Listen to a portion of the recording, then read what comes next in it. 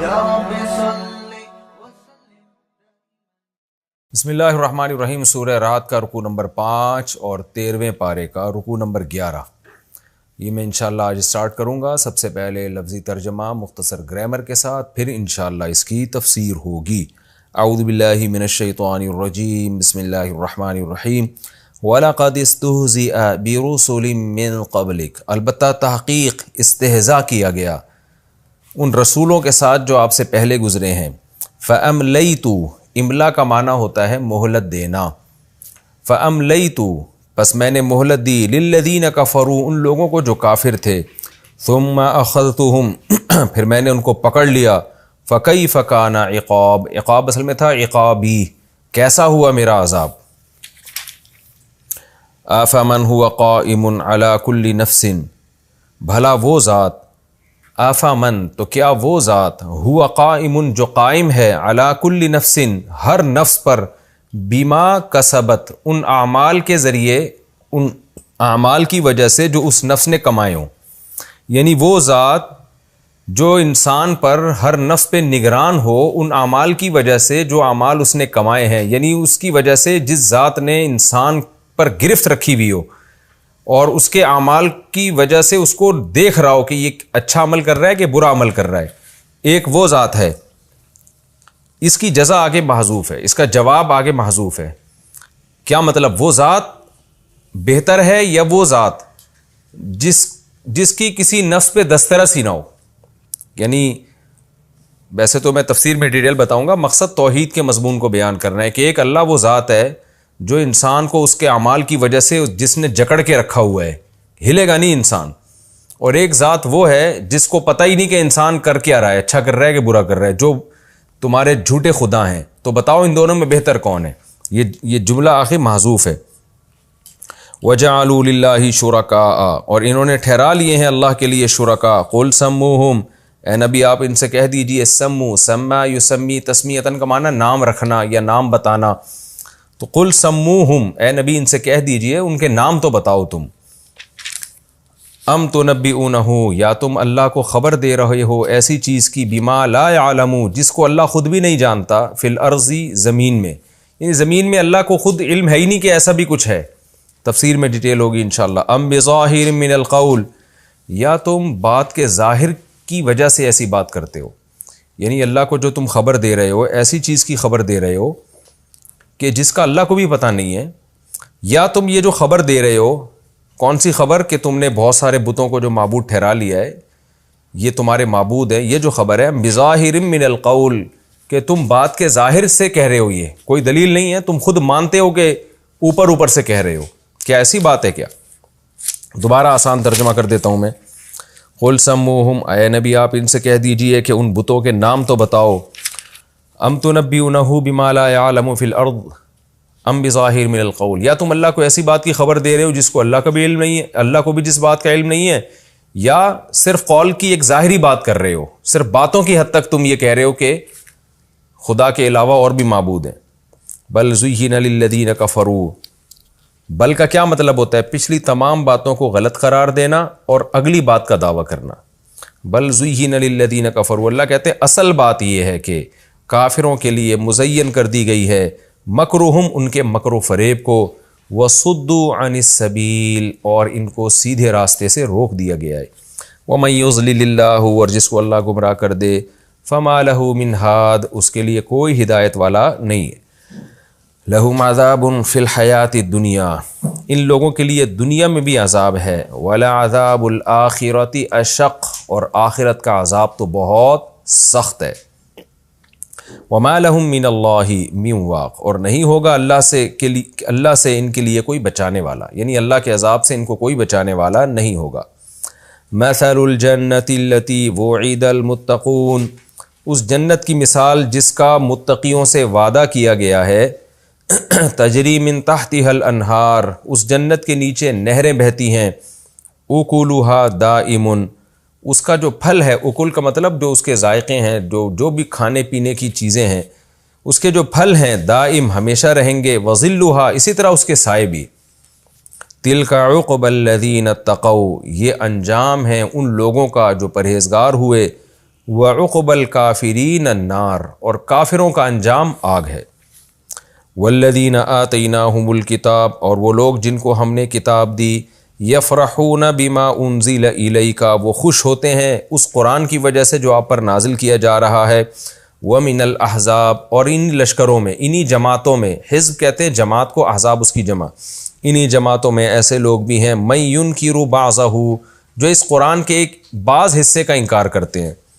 قل انما امرت ان اعبد اللہ، اے نبی آپ ان سے کہہ دیجئے مجھے تو حکم دیا گیا ہے کہ میں اللہ کی عبادت کروں، ولا اشرک بہ، اور اس کے ساتھ کسی کو شریک نہ کروں، الیہ ادعو، اسی اللہ کی طرف میں لوگوں کو بلاتا ہوں، وَإِلَيْهِ مآب، مآب اصل میں تھا مآبی، یا کو حذف کر دیا، اور اسی کی طرف میرا لوٹنا ہے۔ وَكَذَلِكَ أَنزَلْنَاهُ حُكْمًا عَرَبِيًّا، اسی طرح ہم نے نازل کیا عربی حکم، حکم کا مطلب جس میں احکامات ہیں، یعنی قرآن۔ جس طرح اہل کتاب کو ہم نے کتاب دی تو اسی طرح ہم نے حکم عربی بھی نازل کیا ہے۔ وَلَئِنِ اتَّبَعْتَ أَهْوَاءَهُمْ، اے نبی اگر آپ نے ان کی خواہشات کی پیروی کی، بعد ما جاءک من العلم، بعد اس کے کہ آپ کے پاس علم آ چکا ہے، ما لک من اللہ من ولی ولا واق، تو نہیں ہوگا اللہ سے بچانے والا آپ کے لیے، من ولی کوئی دوست، ولا واق، واق اصل میں تھا واقی، بچانے والا، وقایقی وقایتن، یعنی وقع یوقیو تھا بچانا۔ یہ بھی مختصر رکوع تھا، لفظی ترجمہ ہو گیا، مختصر اس کی تفسیر کر دیتا ہوں، ترجمہ میں ہی آپ کو تفسیر سمجھ میں آ گئی ہوگی۔ وَلَقَدْ اسْتُهْزِئَ بِرُسُلٍ مِّن قَبْلِكَ فَأَمْلَيْتُ لِلَّذِينَ كَفَرُوا، اے نبی یہ لوگ آپ کا مذاق اڑاتے ہیں اور ایسے ایسے مطالبے کرتے ہیں کہ آپ یہ بتائیں کہ قرآن سے مردے بات کرنا شروع کر دیں، یہ کر دیں وہ کر دیں، تو آپ پریشان مت ہوں، آپ سے پہلے بھی پیغمبروں کا مذاق اڑایا گیا تھا، میں نے کافروں کو مہلت دی، کبھی ایسا نہیں ہوا کہ انہوں نے مذاق اڑایا اور کافروں پر فوراً عذاب آ گیا، تو میں نے مہلت دی ہمیشہ سے۔ ثم اخذتهم، لیکن پھر میں نے ان مذاق اڑانے والوں کو پکڑا ہے، چھوڑا نہیں کسی کو۔ فکیف کان عقاب، تو اٹھاؤ ماضی اور پوچھو اپنے باپ داداؤں سے اور ان کھنڈرات کو دیکھو کہ میرا عذاب ہوا کیسا ان کے ساتھ۔ افمن هو قائم على كل نفس بما كسبت، قرآن کا اصل مضمون چونکہ توحید ہے، پھر اللہ اسی مضمون کی طرف آتے ہیں کہ بتاؤ جن بتوں کی تم عبادت کرتے ہو کیا ان کی انسان پر نگرانی ہے؟ کیا یہ انسان کے اعمال کو دیکھ رہے ہیں؟ معبود ہونے کے لیے تو ایک بڑی شرط یہ ہے کہ اس کو آپ کے اعمال کا تو پتہ ہو، اس کا علم تو کامل ہو۔ تو اللہ فرماتے ہیں ایک ذات تو وہ ہے جو اللہ کی ہے، هو قائم علی کل نفس بما کسبت، وہ تو ہر نفس پہ نگران ہے، اس کے عمل کو دیکھ رہا ہے۔ اور ایک تمہارے معبود ہیں جو بند کمرے میں ہوں تو بند کمرے میں ہی ہیں، جہاں بٹھا کے چلے جاؤ قیامت تک وہیں رہیں گے، ان کو تمہارے اعمال کی خبر نہیں ہے، تو تم ان کو خوش کیسے کرو گے؟ معبود جس کو خوش کیا جاتا ہے عبادت کر کے، اس کو پتہ تو ہوگا آپ کیا کر رہے ہیں، اچھا عمل کریں گے وہ ثواب دے گا آپ کو، برا عمل کریں گے وہ سزا دے گا، لیکن اس کو علم تو ہو، تو یہ علم تو اللہ کے پاس ہے۔ اس کے باوجود قرآن کہتا ہے وَجَعَلُوا لِلَّهِ شُرَكَاءَ، وہ خدا جو ہر نفس پر کی نگرانی کر رہا ہے اس خدا کے ساتھ انہوں نے شریک ٹھہرا لیے ہیں۔ قُلْ سَمُّوهُمْ، اے نبی ان سے کہہ دیجئے ذرا ان کے نام تو بتاؤ ہمیں، وہ کون ہیں؟ اصل میں انہوں نے تو نام رکھے ہوئے تھے، لات، عزا، منات، لیکن یہاں نام کا مطلب یہ ہے کہ ان کی صفات بتاؤ۔ جیسے ہم کہتے ہیں نا کہ یار ایک شخص نے دعویٰ کیا کہ میں یہ پہاڑ کو یہاں سے وہاں ہلا کے دکھاؤں گا، آپ کو پتہ ہے یہ جھوٹا دعویٰ کر رہا ہے، تو آپ کہتے ہیں یار مجھے اس کو بندے کا نام تو بتاؤ، وہ کون ہے بھائی، ہمارے سامنے تو لے کر آؤ وہ۔ تو یہ محاورے کے طور پہ کہا جاتا ہے ذرا اس بندے کا ہمیں بھی تو نام بتاؤ، تو مطلب یہ نہیں ہوتا کہ ان کا نام آپ بتانا شروع کر دیں، مطلب یہ کہ ایسا کوئی بھی نہیں کر سکتا۔ تو اللہ بھی فرماتے ہیں کہ تم نے جن کو اللہ کے ساتھ شریک ٹھہرا لیا ذرا ہمیں ان کے نام تو بتاؤ، ہم بھی تو سنیں کون اتنا پاورفل ہے جو اللہ جیسا ہو سکتا ہے۔ اور اگر نام نہیں بتا سکتے اس کا تو پھر ام تنبئونہ بما لا یعلم فی الارض، کیا تم اللہ کو ایسی بات بتا رہے ہو کہ جس کا اللہ کو بھی علم نہیں ہے؟ کیا مطلب تم جب یہ دعویٰ کرتے ہو نا کہ یہ بھی معبود ہیں، ان کے پاس بھی اختیارات ہیں، تو ایسی چیز کا دعویٰ کر رہے ہو جس کا اللہ کو بھی علم نہیں ہے۔ اور اللہ کو علم کیوں نہیں ہے؟ اس لیے کہ یہ علم دنیا میں ہے ہی نہیں، یعنی اللہ کے علم میں جو بات ہے وہ تو یہ ہے کہ یہ عبادت کے قابل نہیں ہے، اور تم اللہ کو ایسی بات بتا رہے ہو جو اللہ کے علم میں نہیں ہے، کیونکہ اللہ کا علم تو صحیح ہوگا نا، غلط بات کا تھوڑی اللہ علم رکھے گا۔ ام بظاہر من القول، یا تم ہوائی باتیں کرتے ہو، صرف اوپر اوپر سے کہتے ہو کہ یہ شریک ہیں جن کی ہم نے عبادت کرنی ہے. تو دونوں باتیں غلط ہیں. بغیر دلیل کے بات کرنا بھی غلط, اور اللہ کے سامنے ایسی چیز کا دعویٰ کرنا جس کا اللہ کوئی پتہ نہ ہو تو تم اللہ سے بھی آگے نکل رہے ہو, تو یہ بھی غلط. پھر صحیح کیا ہے؟ اللہ نے آگے صحیح بات بتائی. بل زُیِّنَ لِلَّذِینَ کَفَرُوا, بلکہ بات اصل میں یہ ہے کہ کافروں کے لیے مزین کر دیا گیا ہے مکرہم, ان کا مکر و فریب, اپنے باپ دادا کی اندھی تقلید. اس میں یہ شرک کرتے ہیں, شرک چھوڑیں گے تو خاندان بائیکاٹ کرے گا, تو اپنے دنیاوی مفاد کی وجہ سے ان کی اس برائی کو شیطان نے ان کے سامنے مزین کر دیا ہے, ایک گندے عمل کو اچھا بنا کے پیش کیا ہے, جس کا نتیجہ کیا نکلا؟ وَصُدُّوا عَنِ السَّبِيلِ, اور سیدھے راستے سے ان کو روک دیا گیا ہے. وَمَن يُضْلِلِ اللَّهُ فَمَا لَهُ مِنْ هَادٍ, واقعی جس کو اللہ گمراہ کر دے اس کو کوئی ہدایت نہیں دے سکتا. تو چونکہ یہ ہٹ دھرم ہے اس لیے اللہ نے ان کے دلوں پر مہر لگا دی. انجام کیا ہوگا؟ لَهُمْ عَذَابٌ فِي الْحَيَاةِ الدُّنْيَا, دنیا میں بھی ان کو عذاب ملے گا. وہ عذاب کیا ہے کہ حدیثوں سے یہ بات ثابت ہے کہ مسلم پر جب کوئی مصیبت آتی ہے تو چونکہ وہ صبر کرتا ہے وہ مصیبت رحمت بن جاتی ہے. غیر مسلم پر جب کوئی مصیبت آتی ہے تو اس مصیبت کے بدلے میں اس کو ثواب نہیں ملتا.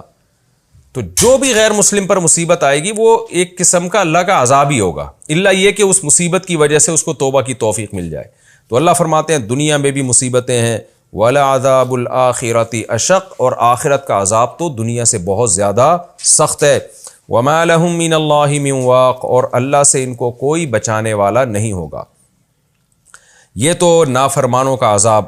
قرآن کی عادت ہے جہاں نافرمانوں کی سزا کا اللہ تذکرہ کرتے ہیں وہیں نیک لوگوں کے لیے بشارتیں بھی شروع ہو جاتی ہیں. نیک لوگوں کا کیا ہوگا؟ مثل الجنت التی وعد المتقون, اس جنت کی مثال جس کا متقیوں سے وعدہ کیا گیا ہے. تجری من تحتها الانہار, اس کی مثال ایسے جیسے کسی باغ کے نیچے نہریں بہتی ہوں, اس کے نیچے نہریں بہتی ہوں گی. اکلھا دائم, اس کا پھل ہمیشہ رہے گا. وظلھا, اور جنت کے سائے بھی ہمیشہ رہیں گے. دیکھیں جنت میں دھوپ نہیں ہوگی, جب دھوپ نہیں ہوگی تو سایہ بھی نہیں ہوگا. تو یہ مجازن سایہ کہا گیا ہے جنت کی ٹھنڈک کو, کہ وہاں جو ایک ٹھنڈک ہوگی, معتدل موسم ہوگا, وہ ہمیشہ ہوگا, جیسے کہ سائے میں انسان کو راحت ملتی ہے. تلک عقبی الذین اتقوا, یہ انجام ہوگا ان لوگوں کا جنہوں نے تقوی اختیار کیا. وعقبی الکافرین النار, اور کافروں کا انجام آگ ہے. والذین آتیناہم الکتاب یفرحون بما انزل الیک, اللہ نے توحید پر ایک عقلی دلیل دی نا پہلے, کہ اللہ تو ہر چیز پر نگہبان ہے, تمہارے معبود کیا کر رہے ہیں. آگے اللہ ایک نقلی دلیل بھی دے رہے ہیں. نقل کا مطلب, نقلی سے یہ اردو والا نقلی نہیں ہے, نقل کا مطلب پچھلی آسمانی کتابوں سے, کہ اللہ فرماتے ہیں یہود و نصارہ جن کو ہم نے تورات اور انجیل دی, ان میں کتنے لوگ ایمان لے کر آ رہے ہیں. وہ تورات اور انجیل میں خوشخبریاں دیکھتے ہیں نبی صلی اللہ علیہ وسلم کی, تو ان سے جا کے حالات پوچھو. والذین آتیناہم الکتاب, وہ لوگ جن کو ہم نے کتاب دی, یفرحون بما انزل الیک, وہ تو آپ پر کتاب نازل ہونے سے خوش ہیں, لیکن انہی میں کچھ ایسے لوگ بھی ہیں من ینکر بعضہ, جو اس قرآن کے بعض حصے کا انکار کر دیتے ہیں. بعض سے کیا مراد ہے؟ قرآن کی کچھ آیتیں ایسی ہیں جو تورات اور انجیل کے احکامات کے تورات اور انجیل میں الگ حکم ہے, قرآن میں الگ حکم ہے. تو اہل کتاب میں ایک گروپ وہ تھا جو کہتا تھا کہ یہ قرآن درست ہے, لیکن کچھ احکامات اس کے صحیح نہیں ہیں, کیونکہ تورات اور انجیل کے خلاف جا رہے ہیں وہ احکام. حالانکہ اصولی طور پر مسئلہ یہ تھا کہ اللہ تعالیٰ نے کچھ احکام یہودیوں کو تورات میں دیے, پھر زمانے کے بدلنے سے انجیل میں ان کو تبدیل کر دیا, پھر قرآن میں بھی ان کو تبدیل کر دیا. وہ فروعی احکام تھے. عقیدے تورات, انجیل اور قرآن کے سیم ہیں, جیسے کہ آگے آ رہا ہے. تو اہل کتاب پر رد کیا جا رہا ہے کہ وہ اہل کتاب جو اس کے بعض حصے کا انکار کرتے ہیں فروعی مسائل کی وجہ سے, وہ غلطی پر ہیں. کیوں؟ آگے قرآن کہتا ہے قل انما امرت, اے نبی آپ ان سے کہہ دیجئے مجھے یہ حکم دیا گیا ان اعبد اللہ, کہ میں اللہ کی عبادت کروں, ولا اشرک بہ, اور اس کے ساتھ شریک نہ کروں. اس مضمون میں تو تورات اور انجیل اور قرآن سیم ہے.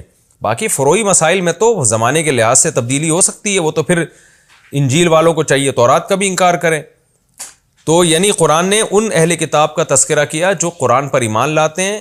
ظاہر ہے وہ اہل کتاب جو ایمان نہیں لائے ان کا تو تذکرہ نہیں ہو رہا, ان کا تذکرہ کیا جن کو جو ایمان لے کر آتے ہیں. پھر ان میں دو جماعتوں کا اللہ نے ذکر کیا. کچھ تو ہے جو پورے مسلمان ہو گئے, کچھ کہتے ہیں بھائی یہ پوری کتاب کو ہم نہیں مانتے, لیکن قرآن کے بعض حصے کا انکار پوری کتاب ہی کا انکار ہے اللہ کی نظر میں. تو ان کا جواب دیا جا رہا ہے کہ اے نبی آپ ان سے کہہ دیجئے کہ مجھے یہ حکم دیا گیا ہے کہ میں اللہ کی عبادت کروں اور اس کے ساتھ کسی کو شریک نہ کروں. تو یہ مضمون تو تورات اور انجیل اور قرآن کا سیم ہے, تو تم کیسے قرآن کے بعض حصے کا انکار کر رہے ہو؟ فروعی مسائل کا انکار کرتے ہو, وہ تو پھر ہر زمانے کے لحاظ سے تبدیل ہوتے ہیں. الیہ ادعو, میں اسی اللہ ہی کی طرف لوگوں کو بلاتا ہوں اور اسی کی طرف مجھے لوٹ کر جانا ہے. تو اس سے یہ بھی پتہ چلا کہ توحید کے ساتھ تورات اور انجیل اور قرآن کا اتفاق اس پر بھی ہے کہ میدان حشر قائم ہوگا, ہم سب نے اللہ کی طرف لوٹ کر جانا ہے. وَكَذَلِكَ أَنزَلْنَاهُ حُكْمًا عَرَبِيًّا, اس طرح ہم نے اس عربی حکم کو نازل کیا, آرڈرز کو نازل کیا عربی میں. جیسے ہم نے تورات اور انجیل کو نازل کیا نا, تو ہم نے قرآن بھی اسی طرح ہم نے نازل کیا ہے. وَلَئِنِ اتَّبَعْتَ أَهْوَاءَهُمْ, اور اے نبی اگر آپ نے ان کی خواہشات کو فالو کیا. وہ خواہشات کیا تھیں؟ بعض اہل کتاب کہتے تھے آپ قرآن میں کچھ تبدیلی کر لیں جو بالکل انجیل اور تورات کے مطابق بنا دیں تو پھر ہم اس پر بھی ایمان لے آئیں گے. تو قرآن کہہ رہا نا نا نا نا نا, اے نبی اگر آپ نے ان کی خواہشات کی اتباع کی, بعد ما جاءک من العلم, بعد اس کے کہ آپ کے پاس علم آ چکا ہے, ما لک من اللہ من ولی ولا واق, تو اے نبی آپ کے لیے نہ کوئی اللہ کی طرف سے دوست ہوگا جو آپ کی مدد کرے اور نہ کوئی واقعی سے ہے یہ نا بچانے والا. یہ بھی ہمارا رکوع کمپلیٹ ہو گیا. مختصر اور آسان تفسیر تھی اس کی. ہم اب اگلے رکوع کی طرف چلتے ہیں. سورہ رعد کا رکوع نمبر 6 اور 13ویں پارے کا رکوع نمبر 12. مختصر لفظی ترجمہ, مختصر گرامر, پھر انشاءاللہ اس کے بعد اس کی تفسیر ہوگی. ہم لفظی ترجمے کی طرف چلتے ہیں. بسم اللہ الرحمن الرحیم. وَلَقَدْ أَرْسَلْنَا, البتہ تحقیق ہم نے بھیجا, رُسُلًا بہت سے پیغمبروں کو, من قبلک آپ سے پہلے, وَجَعَلْنَا لَهُمْ اور بنایا ہم نے ان کے لیے, ازواجاً بیویاں بھی, وذریہ اور اولادیں بھی, ذریت نسل کو کہتے ہیں. وَمَا كَانَ لِرَسُولٍ اور نہیں ہے شان کسی رسول کی, کسی رسول کے یہ مناسب نہیں ہے, رسول میں یہ طاقت ہی نہیں ہے, ان یأتی بآیۃ کہ وہ لے آئے کوئی نشانی, الا بإذن اللہ مگر اللہ کے حکم سے. لکل اجل کتاب, ہر اجل کے لیے, ہر وقت کے لیے ایک کتاب ہے.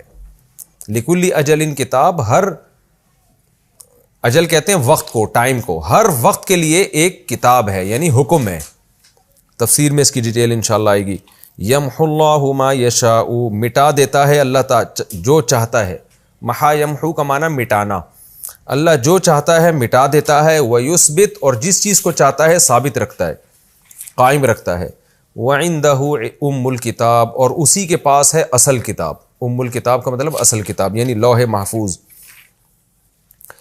وَإِمَّا نُرِيَنَّكَ, وَإِمَّا کا مطلب ان کا معنی اگر, ما زائد ہے, نُرِيَنَّكَ نوری ہم دکھائیں گے, نون تاکید کے لیے. وَإِمَّا نُرِيَنَّكَ اور اگر ہم دکھا دیں آپ کو, بعض الذی نعدہم بعض اس چیز کا جس کا ہم ان سے وعدہ کرتے ہیں, یعنی کفار سے جس عذاب کا ہم وعدہ کرتے ہیں, تو اے نبی اگر ہم آپ کو اس کا کچھ حصہ دکھا دیں, او نتوفینک یا ہم آپ کو وفات دے دیں. توفا یا توفا کا معنی بار بار یہ لفظ آ چکا ہے نا, وفات دینا. اگر ہم آپ کو وفات دے دیں, فإنما علیک البلاغ تو بے شک آپ کے ذمے تو صرف پہنچانا ہے. وعلینا الحساب اور ہمارے ذمے حساب ہے. یعنی اگر ہم آپ کو کچھ عذاب دکھا بھی دیں یا ہم آپ کو وفات دے کے اپنے پاس بلا لیں تو آپ کے ذمے صرف پہنچانا اور ہمارے ذمے حساب. تفسیر میں اس کی ڈیٹیل بتاؤں گا انشاءاللہ. اولم یروا کیا یہ لوگ دیکھتے نہیں ہیں, انا نأتی الارض کہ بے شک ہم زمین کے پاس آتے ہیں.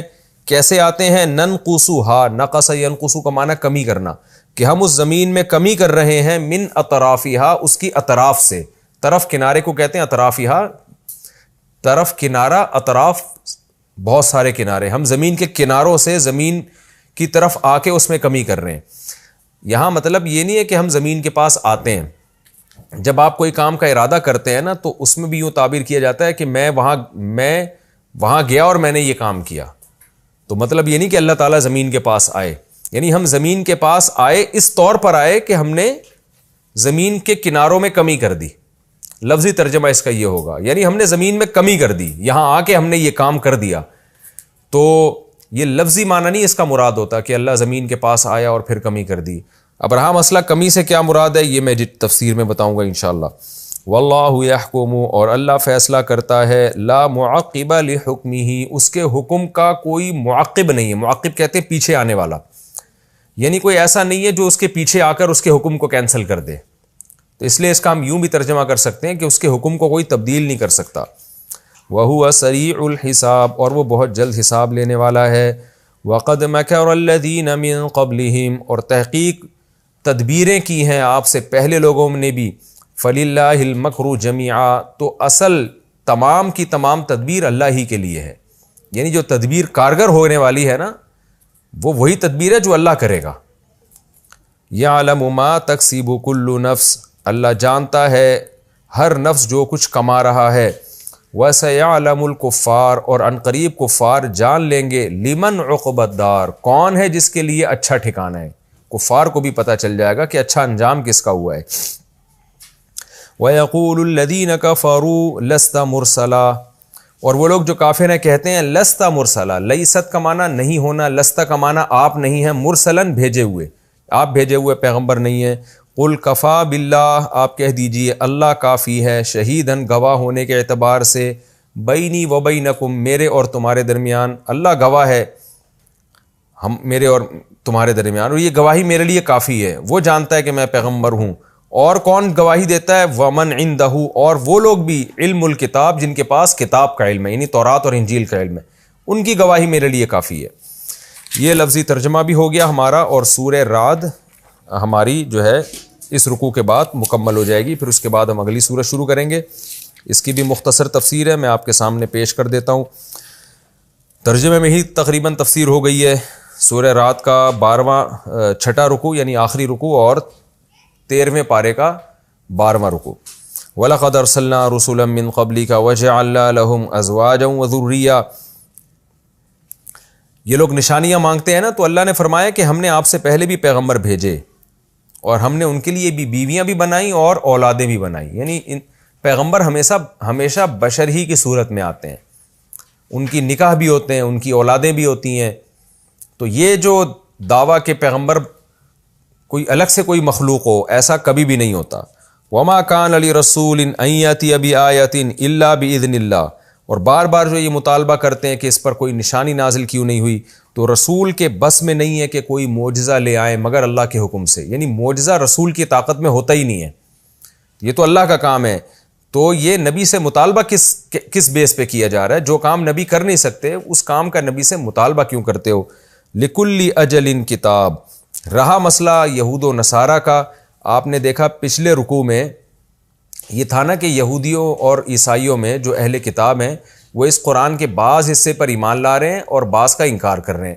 اور کن آیتوں کا انکار کر رہے ہیں؟ وہ آیتیں جو تورات اور انجیل سے میچ نہیں کرتی، اس کا حکم کچھ اور ہے، اس میں کچھ اور آرڈر دیا جا رہا ہے، اس کا بھی اللہ نے جواب دیا۔ لکل اجل کتاب، ہر وقت کے لیے ایک کتاب ہے، یعنی ہر زمانے کے لیے ایک کتاب ہے جس میں اس زمانے کے حساب سے احکام ہوتے ہیں۔ تو تورات اور انجیل اپنے زمانے کے لحاظ سے تھیں، اب زمانہ تبدیل ہوا ہے تو اس کے حکام بھی چینج ہو گئے ہیں، تو اس لیے یہود و نصارہ کا یہ اعتراض بجا نہیں ہے۔ یمح اللہ ما یشاء، دوسری بات یہ کہ اللہ کو اختیار ہے نا اپنے جو چاہے حکم تبدیل کر دے۔ تورات میں کچھ احکام تھے جو اللہ نے انجیل میں چینج کر دیے، اب انجیل میں کچھ احکام تھے جو اللہ نے قرآن میں چینج کر دیے۔ کیوں؟ یمح اللہ ما یشاء، اللہ جو چاہتا ہے مٹا دیتا ہے، یعنی جس آرڈر کو چاہتا ہے کینسل کر دیتا ہے، وَيُثْبِتُ، اور جس حکم کو چاہتا ہے اللہ باقی رکھتا ہے، تو یہ اللہ کے اختیار میں ہے۔ وَعِندَهُ أُمُّ الْكِتَابِ، اور اللہ کے پاس اصل کتاب ہے جس کو لوح محفوظ کہا جاتا ہے۔ یعنی یہ جو چینجنگ بھی ہو رہی ہے یہ ایسا ہی نہیں ہو رہی ہے کہ بس افراتفری میں یوں چلو اس حکم کو نکال دو، یہ والا لے آؤ، یہ حکم تورات میں تھا اس کو انجیل میں بدل دو، بس انجیل میں تھا تو اب تورات میں بدل دو، ایسا ہی نہیں ہو رہا، بلکہ اللہ کے پاس ایک لوح محفوظ ہے، اس میں ہر چیز مرتب طریقے سے لکھی ہوئی ہے، اس کے حساب سے یہ چینجنگ ہوگی۔ اس میں پہلے سے اللہ نے لکھا ہوا تھا کہ تورات میں یہ احکام ہوں گے، انجیل میں یہ ہوں گے، جب قرآن آئے گا تو زمانہ چینج ہو چکا ہوگا، تو اس میں بھی پھر شروع میں یہ احکام ہوں گے، پھر مزید تبدیلی زمانے میں آئے گی تو قرآن کے بھی ان احکام کو اللہ قرآن ہی میں چینج کر دے گا، تو یہ سب چیزیں پہلے سے طے شدہ ہیں۔ تو ایسا نہیں ہے کہ تم اللہ کو مشورے دو کو کیا صحیح ہے اور کیا غلط۔ آگے اللہ فرماتے ہیں وَإِمَّا نُرِيَنَّكَ بَعْضَ الَّذِي نَعِدُهُمْ أَوْ نَتَوَفَّيَنَّكَ، رہا مسئلہ اس کا کہ پچھلی آیتوں میں تھا نا کہ یہ چاہتے ہیں کہ وَيَسْتَعْجِلُونَكَ بِالسَّيِّئَةِ قَبْلَ الْحَسَنَةِ، یہ پچھلے سے پچھلے رکوع میں گزرا ہے کہ یہ عذاب میں جلدی مچاتے ہیں. تو عذاب آتا نہیں تھا تو نبی صلی اللہ علیہ وسلم بھی پریشان ہوتے تھے.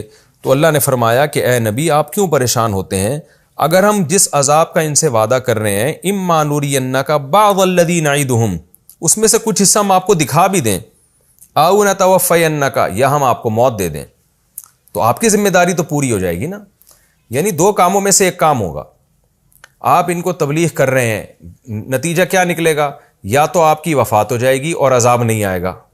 تو جب آپ کی وفات ہو جائے گی تو اللہ آپ کو انعام دے گا تبلیغ کی، آپ کی ذمہ داری پوری ہو جائے گی.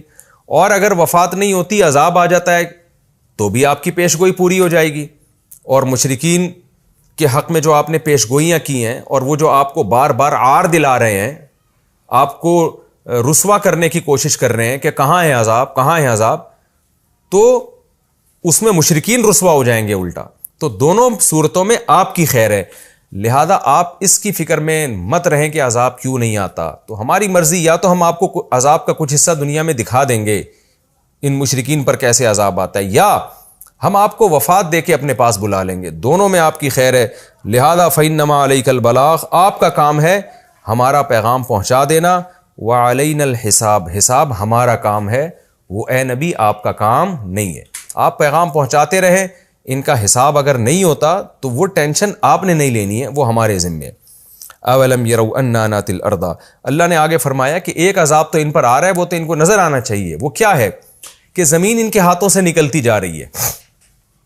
روز بروز جتنی بھی یہ اسلام کی مخالفت کر رہے ہیں، زمین ان کے حق میں کم ہوتی چلی جا رہی ہے، جانبین سے سمٹتی چلی جا رہی ہے. تو کیسے سمٹ رہی ہے؟ کہ زمین سے مراد ہے وہ زمین جس پر مشرکین کی حکومت ہے اور غیر مسلموں کی حکومت ہے.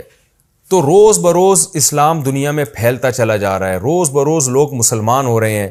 تو ہم کیا کر رہے ہیں؟ زمین کے پاس آ کے اس کو سمیٹ کے ان کے حق میں کم کرتے چلے جا رہے ہیں.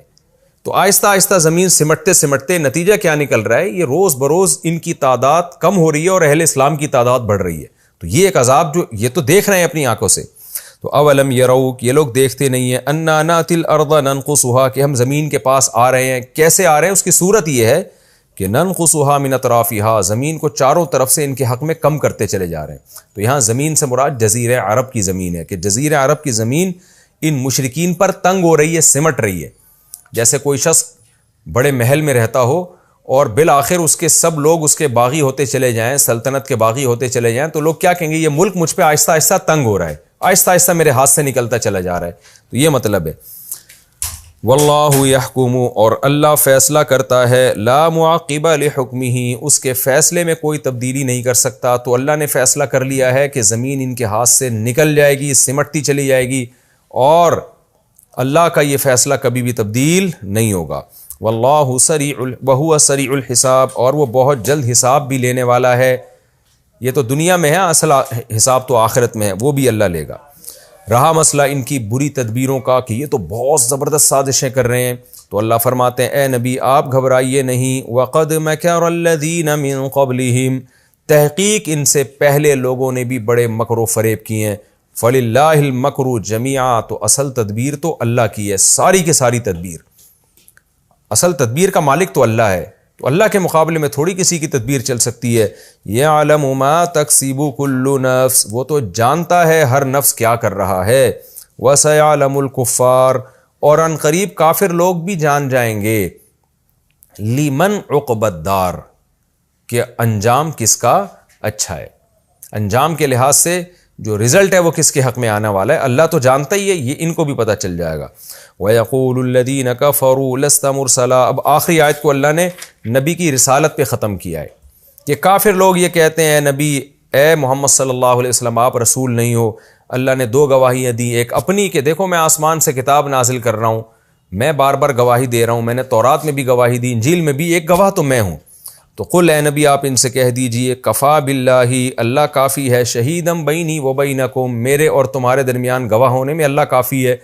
اب یہ اللہ کی شہادتیں جو تورات اور انجیل میں ہیں وہ اہل کتاب علماء کو پتہ ہیں، تو اللہ کہتے ہیں ان سے بھی جا کے پوچھو. ومن عندہ، اور وہ لوگ بھی گواہ ہیں علم الکتاب، جن کے پاس الکتاب یعنی کتاب کا علم ہے، یعنی آسمانی کتابوں کا علم ہے. تو ان کے علماء بھی تمہیں گواہی دیں گے۔ تو یہ ہماری سورت سورہ رات ختم ہو گئی اور الحمدللہ کمپلیٹ ہوئی۔ مختصر سورت تھی اور اس کے مضامین بہت بیسک مضامین تھے قرآن کے، توحید، آخرت، جنت، جہنم۔ میں نے بتایا مکی صورتوں کے زیادہ تر مضامین اسی طرح کے ہیں۔ اب ہم اگلی سورت شروع کرتے ہیں کیونکہ وقت ہمارا ابھی باقی ہے۔ تو اب ہم سورت شروع کرتے ہیں جی سورہ ابراہیم۔ سورہ ابراہیم کا رکوع نمبر 1 اور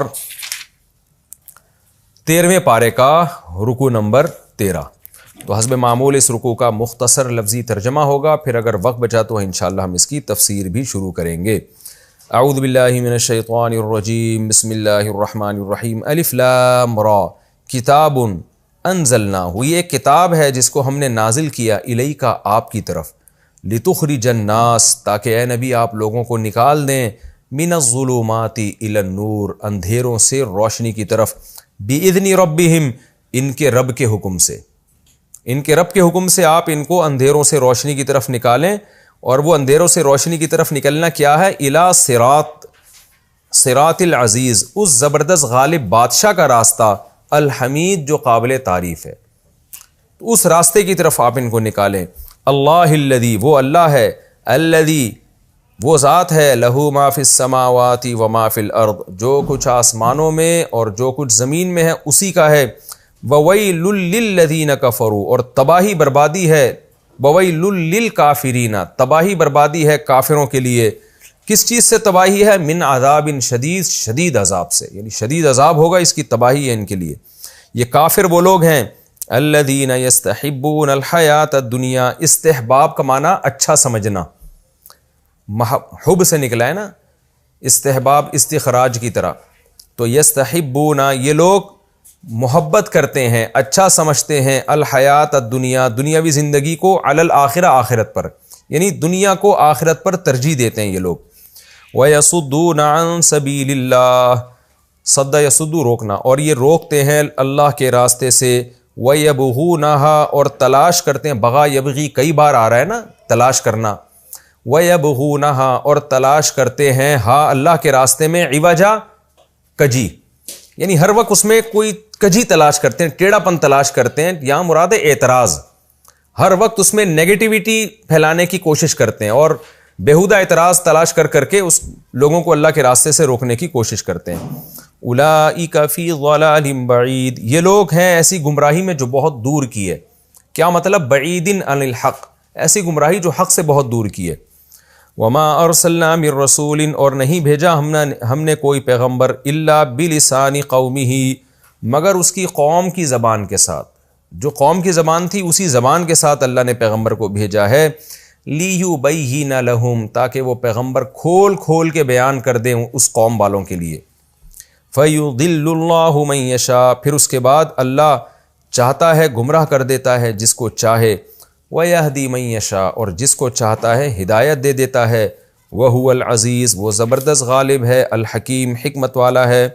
وَلَقَدْ أَرْسَلْنَا مُوسَىٰ بِآيَاتِنَا البتہ تحقیق ہم نے بھیجا موسیٰ کو اپنی نشانیوں کے ساتھ۔ کیا کہہ کے بھیجا؟ ان اخرج قومک کہ اے موسیٰ نکال اپنی قوم کو، من الظلمات الی النور اندھیروں سے روشنی کی طرف، وذکرہم اور یاد دلا ان کو، ذکر یذکر تذکیرا یاد دلانا، اور یاد دلا ان کو بایام اللہ اللہ کے ایام۔ اللہ کے ایام کا مطلب اللہ نے جو پچھلی قوموں کے ساتھ معاملات کیے ہیں ان واقعات کو ایام اللہ کہا جاتا ہے۔ تو پچھلے واقعات سے ان کو یاد دلا کہ قوم عاد کے ساتھ کیا ہوا، قوم سمود کے ساتھ کیا ہوا۔ ان فی ذلک لآیات بے شک اس بات میں بڑی بڑی نشانیاں ہیں، لکل صبار شکور ہر اس شخص کے لیے جو خوب صبر کرتا ہے اور خوب شکر ادا کرتا ہے۔ وَإِذْ قَالَ مُوسَىٰ لِقَوْمِهِ اس وقت کو بھی یاد کرو جب موسیٰ نے اپنی قوم سے کہا، اذکروا نعمت اللہ علیکم یاد کرو اللہ کی نعمت جو تمہارے اوپر ہے، اذ انجاکم من آل فرعون جب اللہ نے تمہیں نجات دی فرعونیوں سے، فرعون والوں سے، یسومونکم سام یسومو کا معنی چکھانا، یسومونا وہ چکھاتا تھا، تم کو سوء العذاب برا عذاب، وَيُذَبِّحُونَ أَبْنَاءَكُمْ اور ذبح کر ڈالتا تھا تمہارے بیٹوں کو، وَيَسْتَحْيُونَ نِسَاءَكُمْ اور زندہ چھوڑتا تھا تمہاری عورتوں کو۔ استحیاء کا معنی حیات طلب کرنا، یعنی زندگی طلب کرنا، زندگی چاہتا تھا تمہاری عورتوں کی تاکہ ان کو غلام بنائے۔ وفی ذالکم اور اس بات میں بلاء بہت بڑی آزمائش تھی، ان بڑی آزمائش کا ترجمہ میں تنوین سے کر رہا ہوں، بہت بڑی آزمائش تھی، من ربکم تمہارے رب کی طرف سے، عظیم بہت بڑی، یعنی آزمائش تھی تمہارے، تنوین میں بھی بڑی کا معنی ہے اور عظیم میں بھی، تو اور اس بات میں تمہارے رب کی طرف سے بہت ہی بڑی آزمائش تھی۔ یہ جی اس رکوع کا ہو گیا لفظی ترجمہ۔ تو اب وقت ہمارا چونکہ بہت ہی مختصر 2-3 منٹ باقی رہ گئے ہیں، تو میرا خیال ہے ہم اس کو اگلے ایپیسوڈ میں شروع کر دیں گے، لیکن اس کی تفسیر ہے مختصر، مگر شاید 2-3 منٹ میں نہ ہو سکے، آدھی ہو، تو اگلے ایپیسوڈ میں اس کو ہم یہیں ختم کرتے ہیں۔ تو اگلے ایپیسوڈ میں انشاءاللہ میں سورہ ابراہیم کا پہلا رکوع اور 13ویں پارے کا رکوع نمبر 13، اس کی انشاءاللہ میں تفسیر شروع کروں گا، ترجمہ اس کا ہو چکا ہے۔ اللہ تعالی ہمیں سمجھنے کی اور عمل کرنے کی توفیق عطا فرمائے۔ وما علینا الا البلاغ۔